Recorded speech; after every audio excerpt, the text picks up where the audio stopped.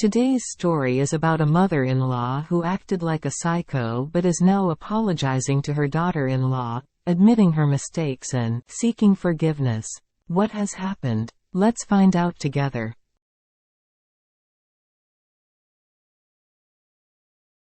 During the first 6 months of my marriage, I felt like I was going insane because of my mother-in-law. It has been 1.5 years since we got married. And we don't have any children. My husband and I met through a friend in college, and after a long relationship, we decided to get married. My in-laws value etiquette and refinement in their household. While it may not be as formal as ancestral rituals, there is a strong emphasis on formalities for ancestral rites and visits.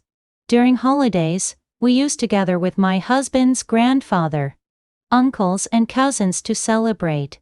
I received a lot of education on respecting elders and etiquette. Since I was young, I graduated from a specialized high school and a reputable university. In my 4th year of university, I had an internship recommended by a professor. This experience helped me build a strong resume and secure a good job, which I have been working at since then. Although I don't boast about it, I do take pride in my achievements. My mother-in-law was unhappy because she couldn't belittle me. She made me question whether her purpose in life was to undermine me. She made me feel like I couldn't live a day without making me difficult. Even before the formal meeting between our families, I visited my in-laws' house frequently.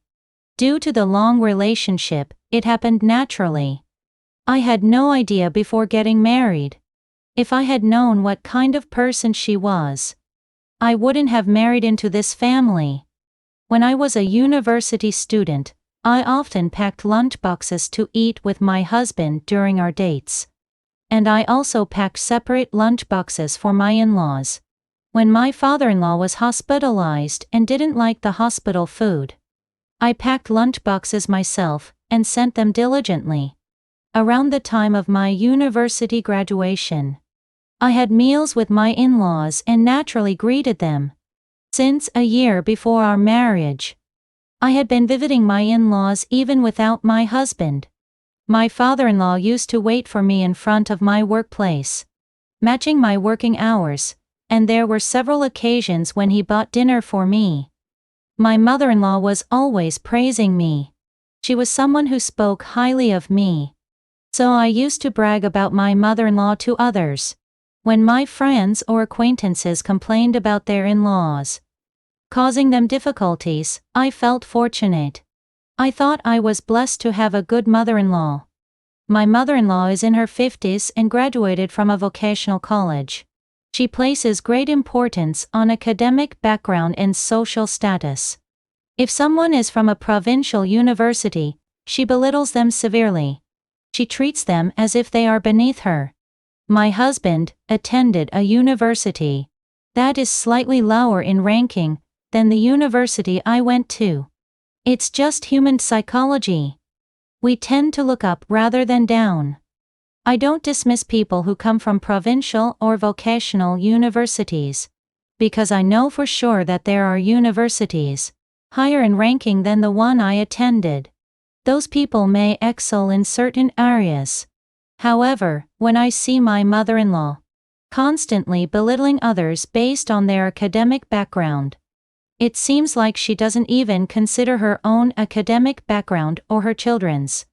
My own mother graduated from a university in Seoul and has a successful career. Even compared to other mothers, I think my mother has a good academic background and a good job. But my mother-in-law constantly belittles my mother's occupation and academic background. She belittled our mother in front of me. I thought my mother-in-law didn't know which university she graduated from. When I asked, "Which university did you graduate from?" she got upset and didn't contact me for a while. My mother-in-law has an intense love for her children. Where else would you find parents who don't find their own children adorable? However, she takes it to the extreme. It's surprising that my husband who grew up in such an environment, isn't a mama's boy. My husband finds her overwhelming. When my husband expresses his discomfort with his mother, she becomes obsessed with me. From the early stages of our marriage, my mother-in-law knew our home's front door password. She would frequently visit our home, whether we were there or not. It became too much, so I told her and changed the door password. I clearly communicated this, and we went on a weekend trip. But my mother-in-law came to our house. We couldn't answer her call, because we were engaged in activities during the trip. Isn't it normal for her to go home then? However, my mother-in-law continued to wait in front of our house. We arrived home after midnight, and she was still waiting in front of our door. The original plan was a one-night, 2-day trip. After the activities, my mother-in-law called while we were on the trip, asking why we weren't home. She shouted that she would wait in front of our house until we returned and hung up. Even when I called back, she didn't answer. So I felt uncomfortable and went home. I had a feeling, but when I arrived home, she was indeed sitting in front of our door. It sent shivers down my spine. As soon as she saw me and my husband, she started yelling, asking where I was dragging my hardworking husband around. At that moment, my mother-in-law went berserk and demanded to know the door password. Afraid that the situation would escalate, my husband asked me to give in and tell her the password, so I did. My husband asked his mother not to come to our house. But afterward, she started coming under the pretext of bringing side dishes. She said that her son only eats the side dishes she makes. My husband actually enjoyed the food I prepared. I told my mother-in-law that she doesn't have to bring side dishes every time, that I can cook, and not to worry. But she seemed really angry. A few days later, I came home from work, and my husband asked if I had eaten all the kimchi his maternal grandmother had brought. He likes the kimchi his grandmother makes, but it was gone. So my husband and I checked the refrigerator and found that the side dishes his grandmother made were all gone, and only the ones made by my mother-in-law remained. Out of curiosity, I opened the garbage bin and found that all the side dishes sent by his grandmother were thrown away. I couldn't even speak. The company I work for guarantees maternity leave, and it's not a company that scrutinizes you for pregnancy and childbirth. However, my husband and I discussed it and decided to postpone having a child. It's not because we're old, but because we didn't feel the urgency to have a child right away. My husband also said he would prefer to have a child when we're more mature. I informed my in-laws of this fact even before we got married.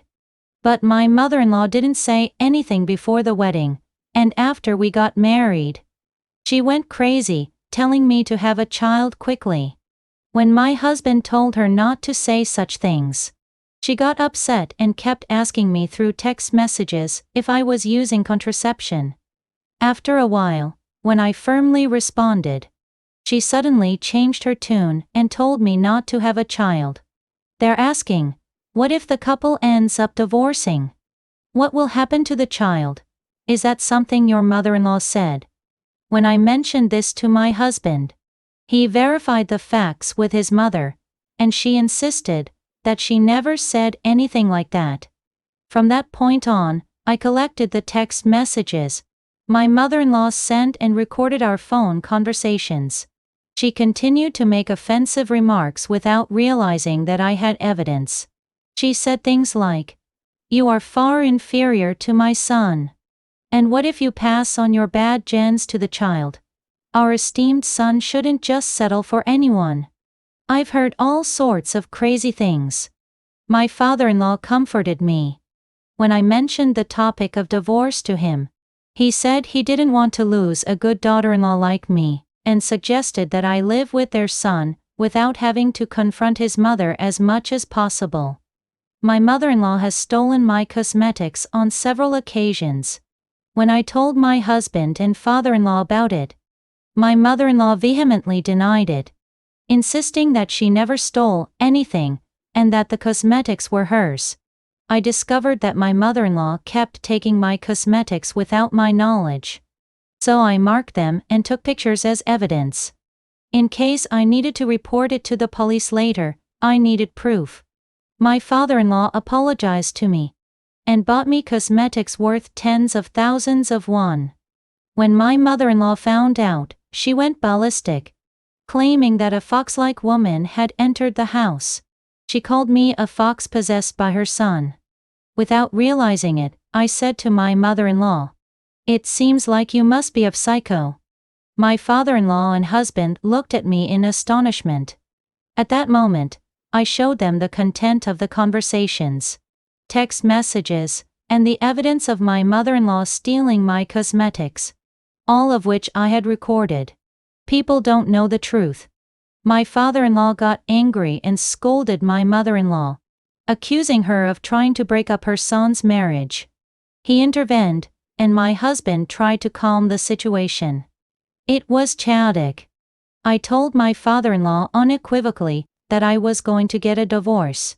The text messages and phone calls my mother-in-law sent to harass me would be sufficient grounds for divorce, and I would report the theft of my cosmetics to the police.